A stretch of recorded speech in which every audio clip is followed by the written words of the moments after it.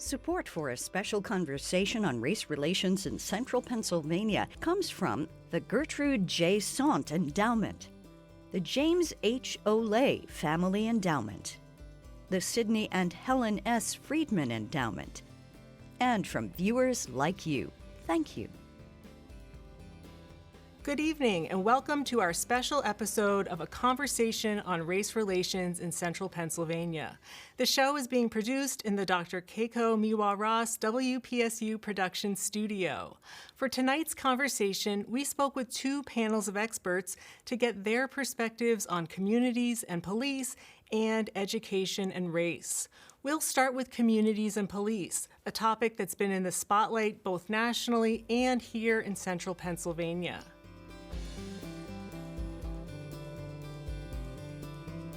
Joining us are Terry Watson, founders of Strategies for Justice, which is focused on justice in law enforcement. An academic advisor with Penn State World Campus, Terry Watson is the new co-chair of Community and Campus in Unity, a state college group focused on promoting a multicultural community and celebrating diversity. Tom King, who is just retiring as Assistant Borough Manager of Public Safety in State College. Before that, he served for 35 years with the State College Police Department, including 23 as Chief of Police. Tom King also served as co-chair of Community and Campus in Unity. And Gregory McNeil, a retired trooper with the Pennsylvania State Police. Greg McNeil has 26 years of law enforcement experience and now serves with the Altoona Area School District's Police Services. He's also chairman of the executive committee of the Blair County NAACP. Terry Watson, Tom King, and Greg McNeil, thank you to all three of you for talking with us. Thanks for having me. Yeah, thanks for having us. Thank you. Law enforcement and calls for more oversight of community police has been in the news nationally at the state level and locally. There are some who are saying that some funding should be taken from the police. Others are calling for just greater oversight or more focus on what the community wants. Terry, I wondered if you could start us off as somebody who has been looking and talking about this issue for quite a while and who has had family members who've been in law enforcement. What type of things do you need to happen to move the conversation forward? Yeah, that's a really great question. So going back to my family that's in law enforcement, I speak from the perspective of my great-grandfather, who was the first Black police officer to have a full career in the city of New York back in 1892. So when I'm speaking about this perspective of change, I'm usually asking what needs to change through a historical perspective. For me, I think the things that needs to be addressed is looking at the institution of policing, how policing function, and also the culture of policing is sort of what cultural change that needs to happen within law enforcement. So I'm looking at, when I'm talking about law enforcement and reform, I'm trying to say, what do we need to reform within the current police culture? And Tom, picking up on that, there have been some changes in State College, including the creation of a community oversight board for State College police. Can you talk about what types of things they're going to actually do once that's in place and up and running? Sure. The Community Oversight Board, which will be appointed next month by Borough Council, will have the opportunity to do reviews of police use of force, have an opportunity to be involved in misconduct complaints and review of the outcomes of those misconduct complaints. Another big one is that they'll create an ability for a third-party reporting of misconduct to someone other than the police department. Right now, what exists is if you have a complaint about an officer, it would be filed with the police department. This would be an opportunity to have a place to report this that would not be with the police department. Police department would be advised of the complaint, but it would be an opportunity for someone to complain at somewhere other than the police department.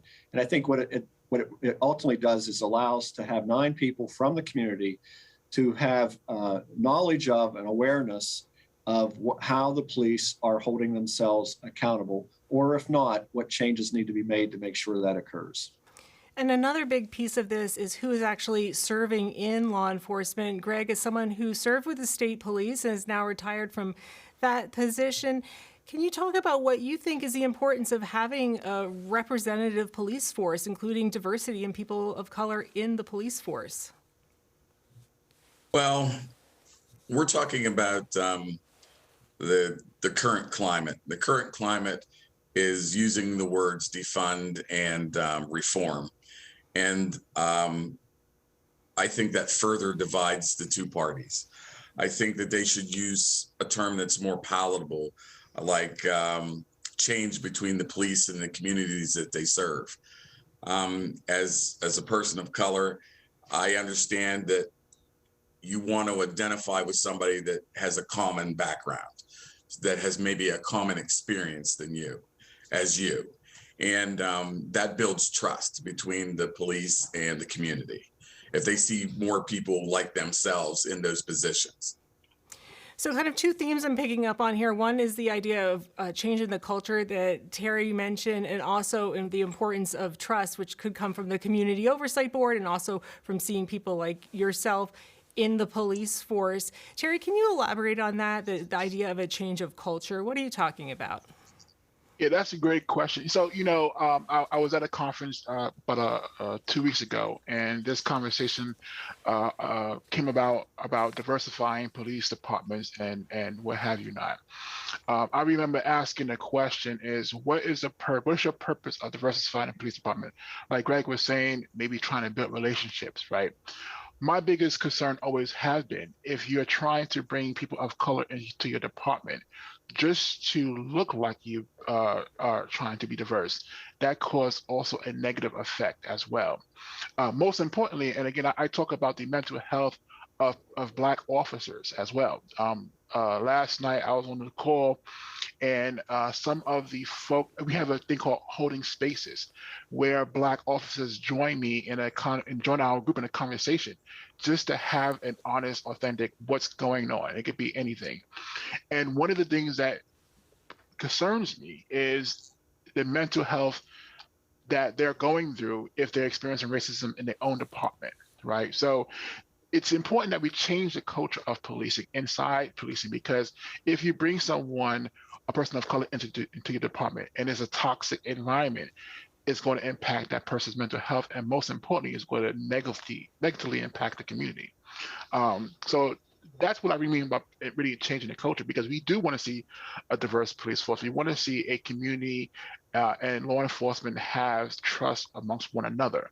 But the first thing you have to start with is making sure that in your own department, and I'm going to copy one of my speakers saying, they said a department divided is a community divided. And so we want to make sure that the department understands the importance of having a positive culture that fosters equity with their people of color that are in uniform. And Tom, is that something too that the Oversight Board for the Police in State College can look at if there are concerns about the police force itself, not just their interactions with the community, but with themselves?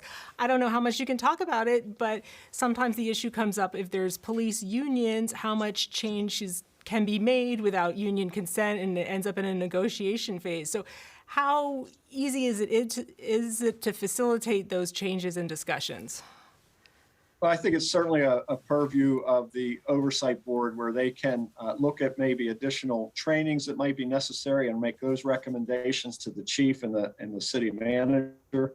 They also will have the opportunity to look at policies relates to our hiring policies and practices, our recruitment. And so I think that's one of the opportunities this board will be able to provide recommendations around hiring, retention, policy development, policy revision, trainings, et cetera, to be able to try to build trust in the community and to try to improve on the department. I think all of that really will not fly in the face of any contract litigation or differences with our union. Fortunately, in State College, I believe our police union is very much for all of that. It's not anything that they would say, hey, this is really contrary to what we want to be doing. There's a lot of consistency between what a COB, a Community Oversight Board, wants to do and what police want to do themselves. This will allow the community to have input, and where they are doing things well, we will have people from that community recognize you know what, they are doing really well in these areas. And where we can improve, I believe our police unions and our police administrator are wide open to having that input.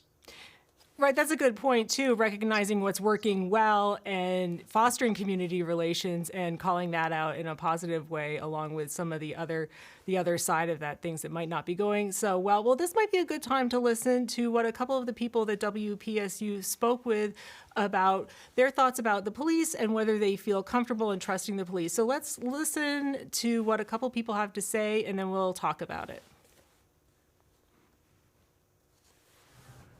Towards these past few years, when it has been really noticeable how the cruelty can kind of show, I have been more aware, but I would always make sure that when I ran, I took my hoodie off and I made my hands readily accessible, so they saw that I was okay and I wasn't intending to harm or hurt anybody. Also made myself wary that can't go out in the night as much as I'm used to. I have to make sure that I look safe, that I look presentable, that I look like I'm a decent human being. It's been set up to look for problems, and it's kind of been institutionalized to find problems. And there's a lot of racism in policing and in police forces. That's what I see. So a couple different thoughts on that important question about trusting the police and whether there is racism in some of the police forces. Terry, when you watch that, what's your reaction? One thing is I thank goodness for organizations like CCU. And again, as you mentioned, Tom was the co-chair for CCU for years, along with Pastor McKenzie. And as of, I guess, Monday, I will be the new incoming co-chair. I'm still looking for my partner. But I thank goodness for those type of organizations, because what it allows us to do is we bring police and law enforcement to the table, and we have conversations, honest conversations about the topics that young man was saying. If we have any citizens in our community that feel they have to behave a certain way to feel safe, that could be that's sort of a problem for me, and I think especially if it's in relations to feeling safe around law enforcement. So it's so important that there are groups or organizations that allow for community policing to actually take place, to have law enforcement in your town that's saying, you know what, I'm here to listen, and sometimes even address a certain situation if need be. So to be, I like the idea that there are folks in the community that understand, yes, there's issues made of racism in policing, but on the flip side of that, I love the idea to have organizations to have those conversations with law enforcement in their own communities. Right. And Greg, what about at the state level? So you are with the state police, which is a little bit of a different situation than working with local police who might be able to work directly with the community in that way. How do you see state police officers and state police forces being able to get past some of those concerns? Oh, we're working in an ever-changing world, and I believe that we have to continue to train our officers. We have to train them in cultural sensitivity and cultural biases. But we have to remember that these officers are human, and we have to put a lot of emphasis on the mental health and the well-being of the officers that are serving the community. That is very important, and I'm very passionate about that. We have to make sure that our officers are properly equipped, both with education, continued training, and we have to equip them with other agencies that can aid them in doing their job properly, helping them deal with mental health and drug and alcohol addiction and domestic violence and post-traumatic stress. We have to help the police do their job better to help properly serve the community. And I think these are very important issues. But when we talk about, like I said, the issues, when we talk about the terms of defunding and reform, the police they feel like they're targeted. And then those feelings sometimes manifest into resentment, which then pours out into the community. and we have to make sure that we're not targeting people. I think we should definitely hold people accountable, and we should definitely have health and well-being for our officers and training so they can better serve the people that in their community.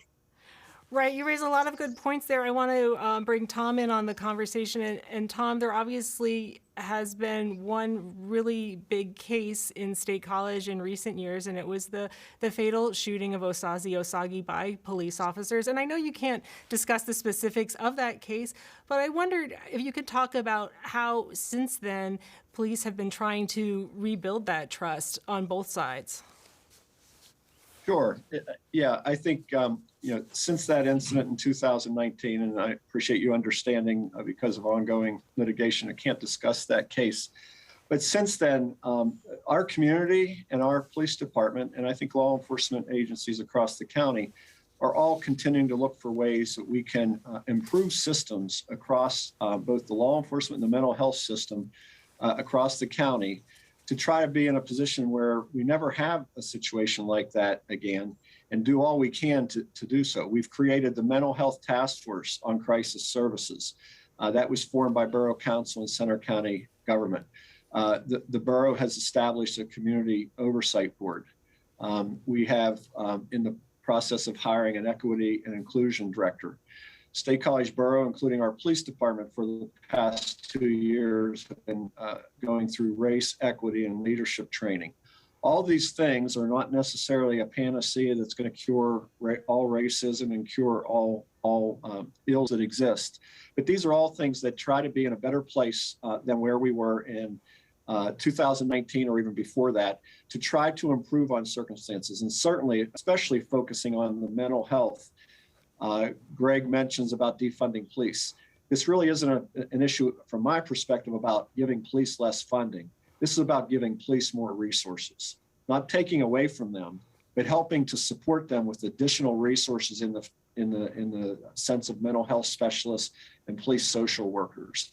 And I think the way we can build more trust and have better relations in the community and still accomplish what we want is not be throwing out the terms that are going to be really divisive, but to really be talking about terms about how can we mutually together work through these issues and stay away from these types of concepts that we know are going to just divide us.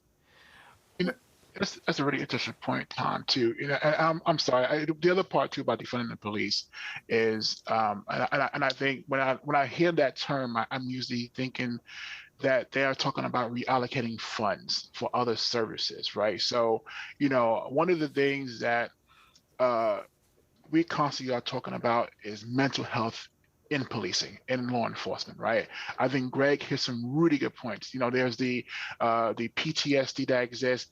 You got to remember that law enforcement sees the most horrible parts of our society on a daily basis, right?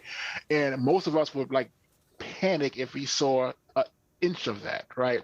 So when I look at that concept of defunding or reallocating, the question I usually want to always propose is, if you're going to reallocate, where is that fund? Where are those funds going? Because usually when you defund something, the first thing to go is training. And if you are defunding something and the training is going, the question is, where does that funds go? Because training is usually the last thing you want to defund. Right. Greg did raise some really important issues about the idea of police and what type of accountability they have, but also expectations for them. Let's take a moment and listen to what a couple of people on the street had to say about the idea of trust in the police. Yes, I'm not saying all the police are perfect. Obviously there's some bad ones, but being a police officer is a thing where it's kind of unforgiving to have one bad officer and 9 good ones. Obviously, there's times when, they've done bad things and they're not supposed to do what they've been doing, and that those people need to be held accountable. And maybe we need to put more thought into the people we hire into the police forces or things like that. But overall, I think most police officers are just good people trying to do their jobs. And if are put in the place to do the right thing, I think they will. So I'll put this question out to whoever wants to jump in with it, but there are concerns about recruiting police, that a lot of police officers are retiring, that it might be more difficult to fill those positions. So that's kind of the flip side of the argument, that police do need to be held accountable and do need to have the training that we're talking about. But on the other side, unless you want to totally defund police, you do need to fill those positions. Does anyone have any thoughts on how that can be done? We'll go to Terry. Yeah, that comes up quite often when I'm speaking with police departments. The first, can I address the good apple, bad apple thing first, because that is something I do believe needs more understanding. Now, I am for police accountability, right? If someone does something wrong, they should be held accountable. I do go away from this good apple, bad apple conversation quite often, and I'll tell you why. When usually we hit that argument, it's because they're trying to say, well, we have a lot of good officers and a few bad officers. The problem with that argument, though, is if you keep a bad officer on your department, that culture will eventually pick up from that bad officer. If you ever look up another old saying, one spoiled apple spoils the bunch.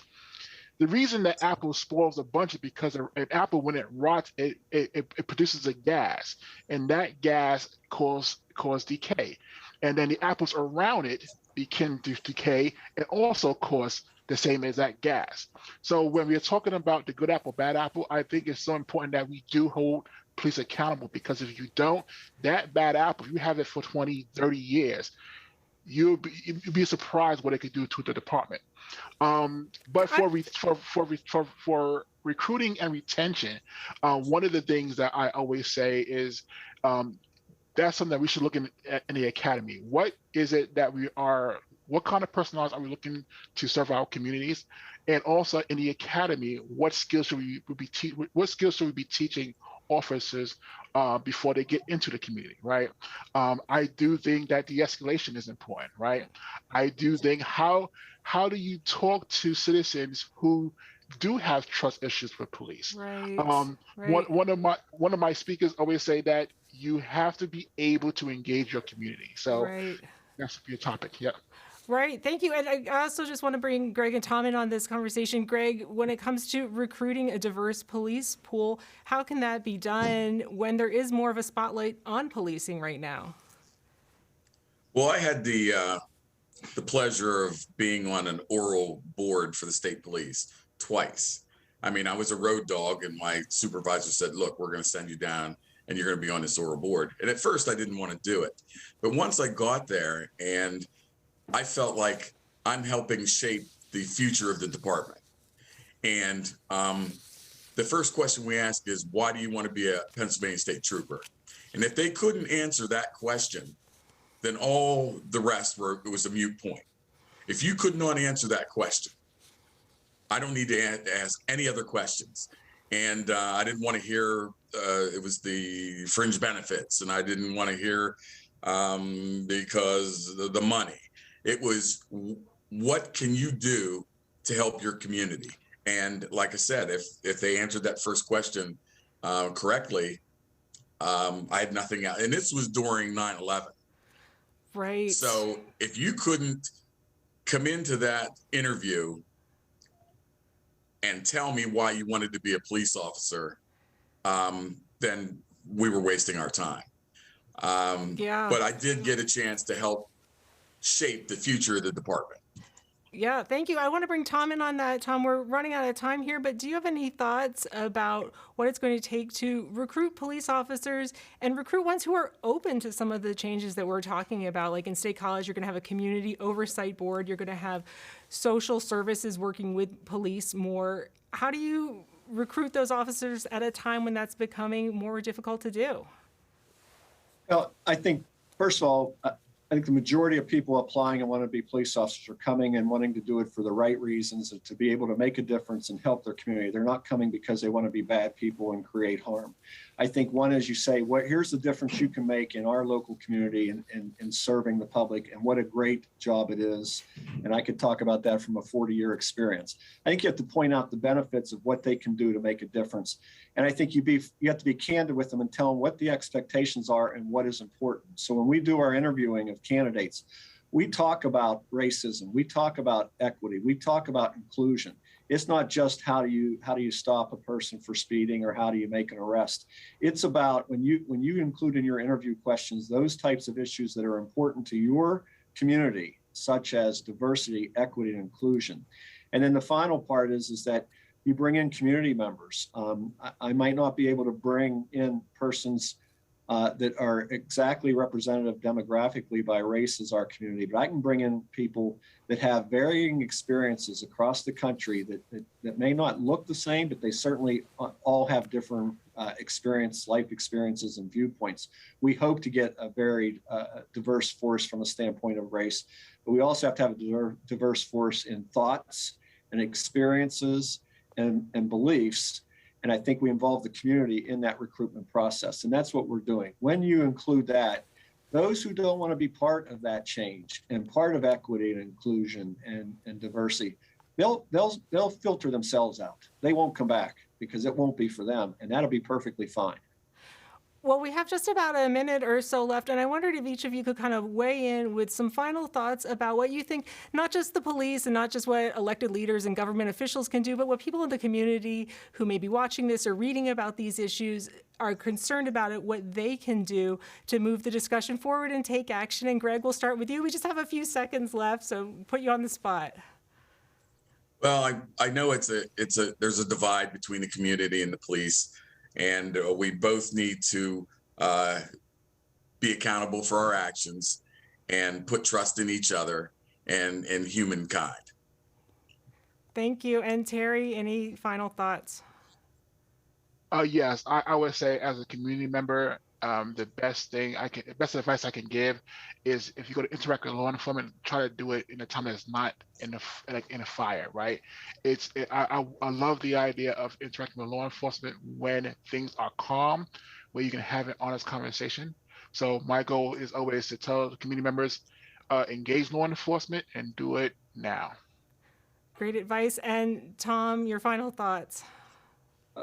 Very, very similar is that we get our community and our police to come together to hear and listen to each other and try to understand each other's perspectives, because it's not a one's right or the other's wrong. It's that we both have perspectives that each other need to understand, and we have to take the time and have the heart to listen to each other. Terry Watson, Tom King, and Greg McNeil, thank you so much for sharing your perspectives on these important and timely issues.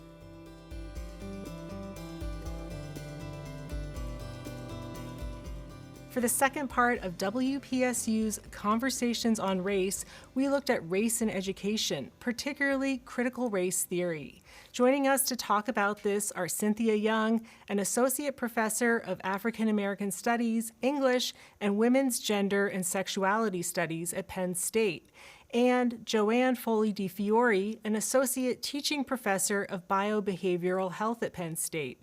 She's been teaching classes and leading workshops on race and racism for more than 25 years. Joanne and Cynthia, thank you so much for joining us. Thanks for having us.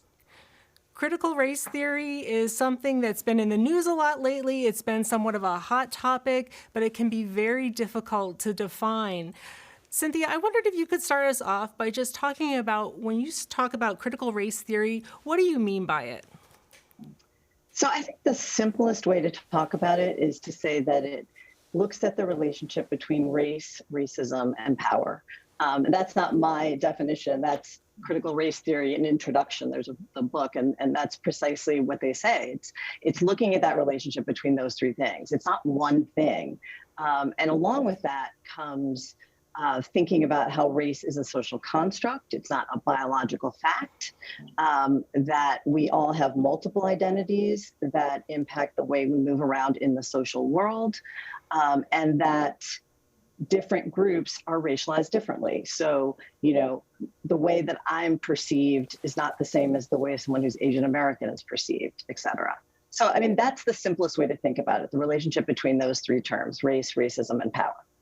And Joanne, is that how you look at it also? This is something that's been around in the academic world since the 1980s, but it is under the spotlight right now. Yeah, I agree 100% with Dr. Young's definition, and especially thinking about the way I talk about it a little bit is just using sociological language as well, talking about structural inequalities built into systems, built into policies and practices that are embedded in the systems, and then looking at the unequal impacts that come out of that. So the systems themselves are built a certain way, and then we have outcomes that come out of that. I'm wondering for either of you, is this something that you talk about in its own class specifically on this topic, or is it something that you kind of weave into discussions of your other classes, or perhaps both? Cynthia? So, no, I don't teach a class specifically on critical race theory. I would say that it's woven into every class I teach because I always want students to be aware that race is a social construct. I always want them to be aware that there's a difference between individual prejudice and structural racism. So those kinds of concepts are concepts that I constantly rely upon in my teaching. But it's not a specific, that's, I think, one of the sad things about this current spotlight on CRT is that it acts as if it's sort of one thing. And in fact, it's not. So, there's many different ways that people think about the relationship between race, racism, and power. And so you're going to have different ideas. And so there are a lot of different ideas under that umbrella. Mm-hmm. And Joanne, are you in a similar position that it's an idea, it's a concept that you can use in a variety of classes?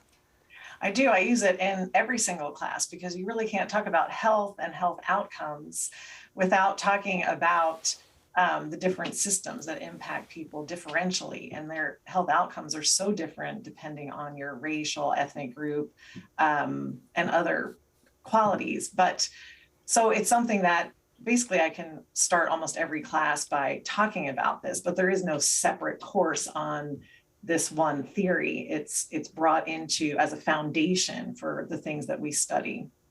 Cynthia, can you elaborate on that idea of race as a social construct? What do you mean? Sure. So we used to think that race was a kind of biological fact, right? That somewhere in our DNA or in our blood, we would be able to tell who was which race. We now know that's not true, that there's actually often more genetic differentiation within families than there is between two people of different races. So when I say it's a social construct, what I mean is that it is something that is man-made, person-made, not, it's not independent of that. It changes and shifts over time. So we don't always think about Blackness in the same way. 100 years ago, we thought about it one way, and now we think about it a different way. And so that's what I mean when I talk about it as a social construct. And that means that the ideas that people have about race are impacted by everything: education, religious teaching, experiential, experience in the world, et cetera. It's impacted by so many different things, but it often masquerades or looks to people as if it's stable. Well, WPSU talked with some students and community members to get their thoughts on the topic of race and critical race theory. And let's listen to what one student had to say about the topic, and then we'll come back and discuss. I don't hear much about it, actually. It's kind of not talked about in my school and for where I live. Kind of just been raised to think about race as just everyone's equal as a whole, like love one another, all that. But I know that there's some struggles with relations between each other because no one really branches out and knows like the differences and cultures of other people. So when they see something new, they're like, that's obscene, it's not cool. And I'm just like, just be open-minded. Cynthia, is that difficult to do, to bring these topics up in your classes? Do you find resistance to it, or no, are students open? So one of the advantages to teaching in an African American Studies department is that everyone who enrolls in my courses is somewhat prepared to talk about these issues. They're not probably not gonna predict how I'll talk about it, but they know that it's there. So that I think helps get over the kind of initial, nervousness or fear. I would also say that, different people have different levels of comfort. So I found in my classes that Black students, particularly Black American students, are very comfortable talking about race. That's not always true of, say, African immigrants who might have come from an experience where race looks very different. And so they're not necessarily as comfortable. And then many white students aren't comfortable talking about race because they've been taught that if you talk about it, you're inherently being prejudicial. And what I try to say is, no, not talking about it, not acknowledging the ways in which it impacts every single aspect of our society is the problem, not, speaking about it. Joanne, is that your experience too, when you're talking with your students and also some of the workshops that you give, that people are open to it, but that there are some places where there's concern that by talking about it and saying something that you're going to say the wrong thing? Yeah, so many of the classes that I teach to are primarily white students or white audiences, but not entirely. The other thing is, though, they're not expecting to hear about race in a class on health and health promotion and health education. So they sometimes are a little surprised, but I agree with Dr. Young that most students are really eager and anxious to talk about this and very thankful. I'll often get emails saying, this was the best class that we've had, on this topic. Some of the older audiences that I've talked to, that I've taught on this topic, there has been some resistance, but I would say it's the small percentage of voices, not the great number of voices who are interested and eager to learn more and to understand more and to start to make change. A lot of people come to these workshops because they want to dismantle racism. They understand that it's there. They don't really understand how it works. And so they're trying to learn. And I think the younger students are already primed to understand this. Do you think that applies in a more general audience? So we're talking about classes that people sign up for and are ready to go there to learn and talk about. More generally, in a broader cultural discussion, is there more resistance at that level, just when we're talking at a general societal level? Do you sense that there's a difference in reaction when you get outside of the classroom and get outside of academia? I think definitely you do get different responses for sure. I don't teach workshops, but just in conversation and, the school district, for example, people do have a different kind of resistance. Again, because I think people have been taught that if you don't talk about race, then there can't be racism, which we know is not true. So this idea that by acting as though everything is fine and we're not judging people based on race or ethnicity or color, and then we're just kind of smoothing over it, that's a better approach than actually trying to discuss it? Yeah, go ahead, John. Oh, go ahead. No, I was just going to say, what I try to say to people is I try to put it in terms that make sense, that are not necessarily racialized. So just take, for example, if I'm in a classroom and there's a student who's sight impaired and there's a student who isn't, if I just ignore the fact that one person is sight impaired and write on the board and, make gestures and show a film, that's not going to change the fact that someone in my class is sight impaired. And so it's not so much thinking that you have to ignore it as it is thinking about it as, yes, it's a construct, but it's a powerful one. And so it's important to talk about it and think about it and change the way in which we have inequities in our society. So I try to, say to my students that it's actually worse not to talk about things because then you can't actually change anything. Right. And Joanne, were you going to say something on that too? Well, I was going to say we're coming out of a very big sort of colorblind era where that's been the dominant thinking, that we should be colorblind. But we always say in sociology that, yes, race is a construct, but it's not real biologically, but it's real in its consequences.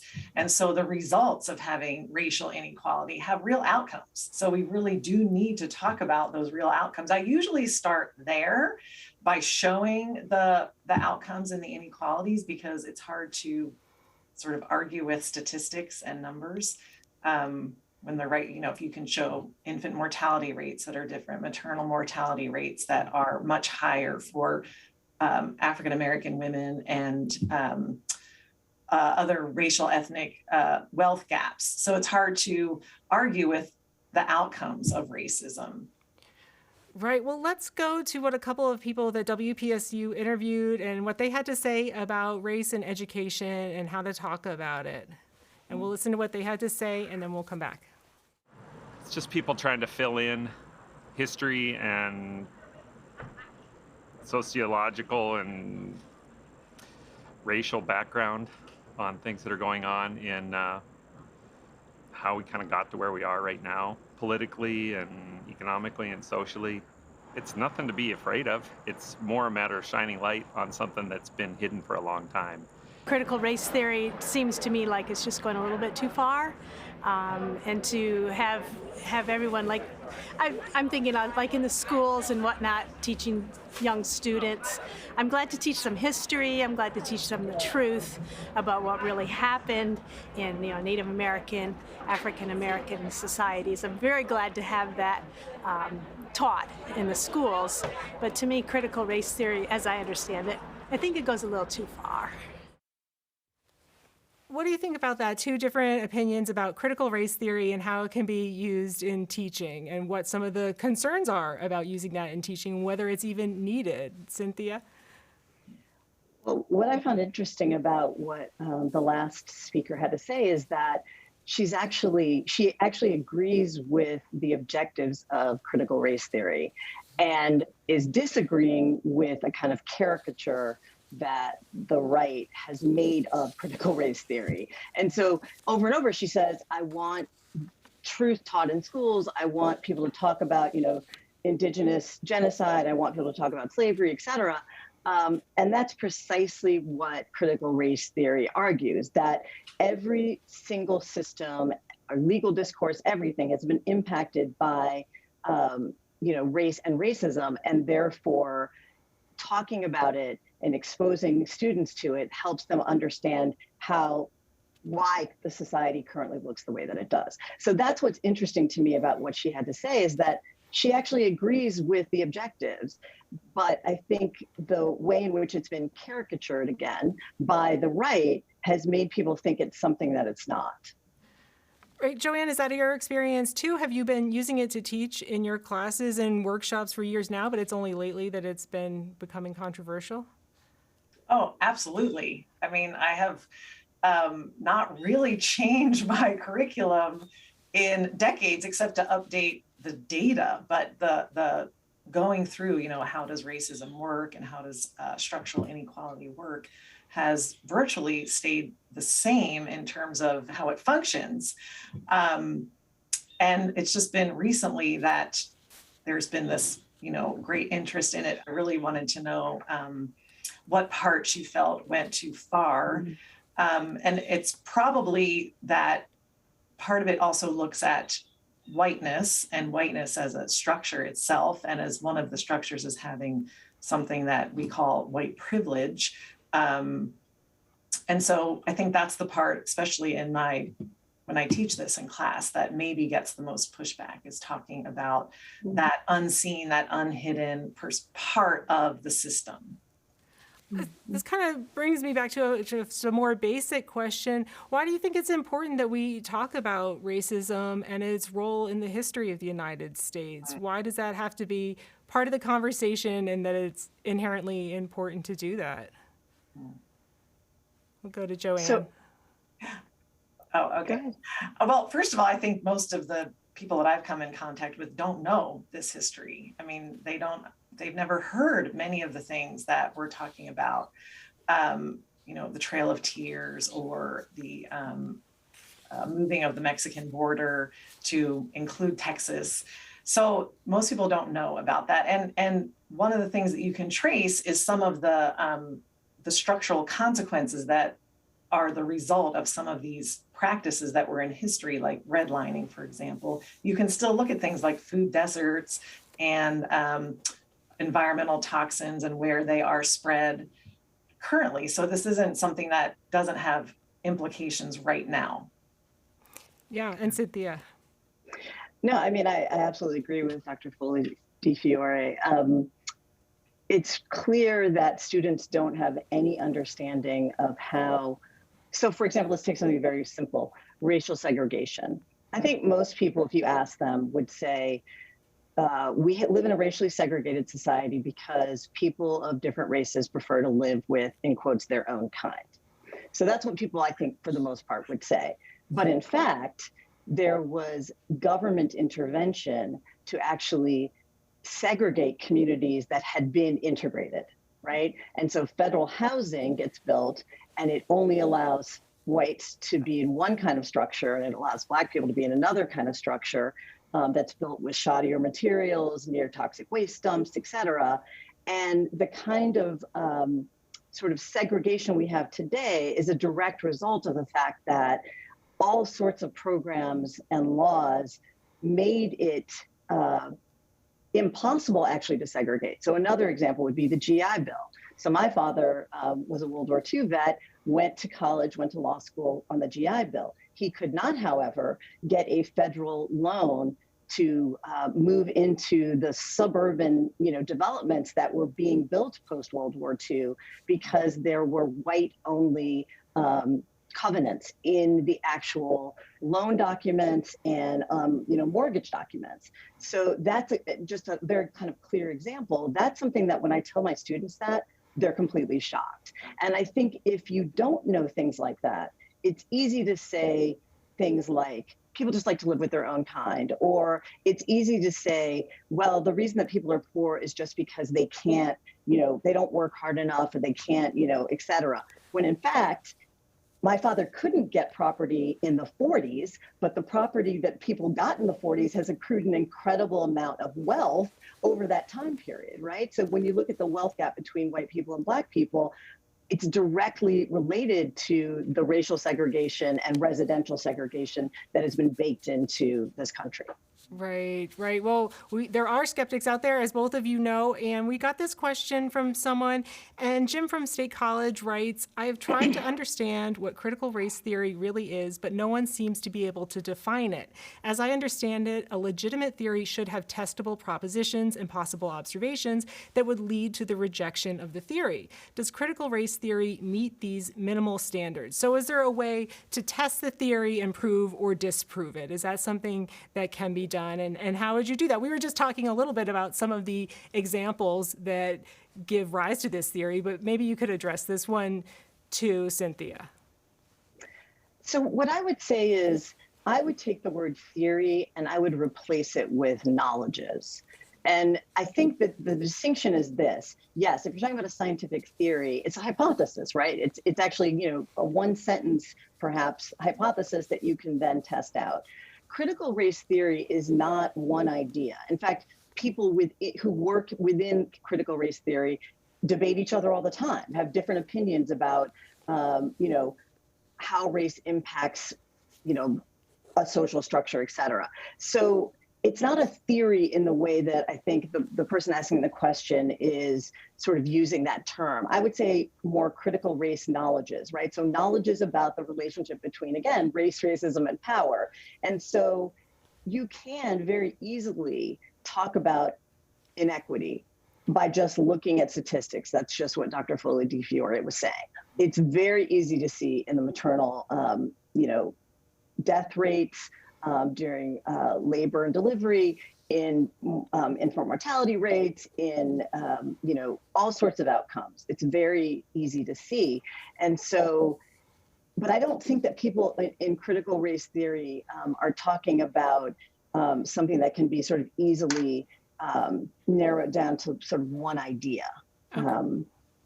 Yeah, that makes sense. And Joanne, I'm going to come back to you. But before we do that, I just want to get to another comment that we got on Facebook. And this person, Kelly, she says critical race theory is being widely misrepresented. So she's coming at this kind of from the other direction. And she says, what's the best way to more clearly define the concept to help lessen confusion and unfounded fears? And on the topic of confusion and fears, I'm thinking, I know I've heard comments and seen them. It often comes up at school board meetings and other community venues where people say that critical race theory is essentially a form of Marxism or some sort of communism or other way of trying to enforce other people's views. How do you begin to address that? I think one of the things that I've just been noticing lately is that everyone's an expert suddenly in race and racial theory and critical race theory. And going back to what Cynthia said, I mean, this is a school of thought that has been around for a very, very long time. And people are doing research and writing and thinking and being activists around it and putting it into practice. So I thought about that. I was like, I wouldn't stand up and give a lecture or talk about, geophysics at a meeting, because it's not my area. But a lot of people are talking at these, meetings or these hearings about racial experiences, racism and racial theory without really having any understanding. So the misinformation wheel is just running crazy. And some of it honestly is fueled, let's just be honest, well, I'm going to be honest, by the backlash. It has been put out there on purpose. It's been purposely misconstrued. And so that information continues to get reposted. And that's where people are getting their information from, not reading the actual theories, not reading the actual research and the actual work on this. I guess kind of a two-part question. What do you mean by backlash and how do you address that? Backlash. Well, I mean that, if you Google critical race theory, you will get many, many, many hits on that from other outlets that don't really have a background in this information. And a lot of it will be just quotes about how it's anti-American, quotes about how it's anti-white. And that's what gets repeated. So, what I've been doing is accepting invitations to talk about it and try to very clearly step by step go through what it is to try to counteract the misinformation. But that's a big job, and I really don't have the answer to that. Cynthia, are you concerned that as we hear this discussion and it does have polar opposites, sometimes we have opinions on either side of it, that's going to actually lead to less discussion or it's going to lead to backlash, not just in higher education, but I'm thinking of some of the high school initiatives to promote multiculturalism and diversity, and they're getting a lot of pushback too. Is there concern that in the long run this could lead to those things being shut down? I mean, sure. I think there's always a concern when ideas are being mischaracterized and then attacked based on that mischaracterization. So in general, I think it's concerning. I guess what I would say is that since the civil rights movement ended, so this is, the 1970s, there's been a backlash against the civil rights movement. There have been people talking about how it went too far. I mean, all the stuff that you hear now about critical race theory has been said about the civil rights movement by a minority of voices. So I guess what I would say is that I think it's important to keep in perspective that it's a tiny group that is participating in this kind of backlash. And that doesn't mean that the majority of people find these ideas to be divisive.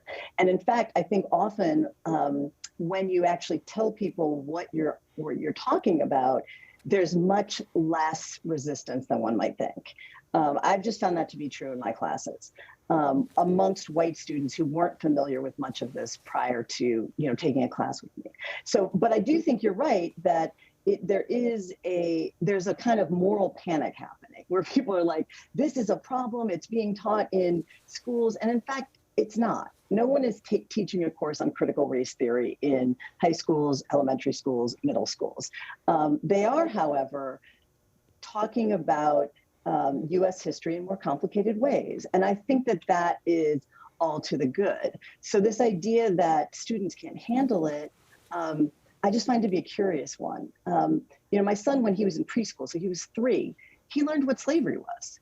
It wasn't a long, complicated thing. And this was in school. He learned it's when you make people work and you don't pay them, right? It's a very simple concept. And it wasn't confusing, and he could actually engage with it. So it's not as if students or younger people can't take more complicated kind of information. I think often adults condescend to students and act as if they can't handle the truth, which is just odd because it's typically the people who are saying that who can't, not the people who are being taught.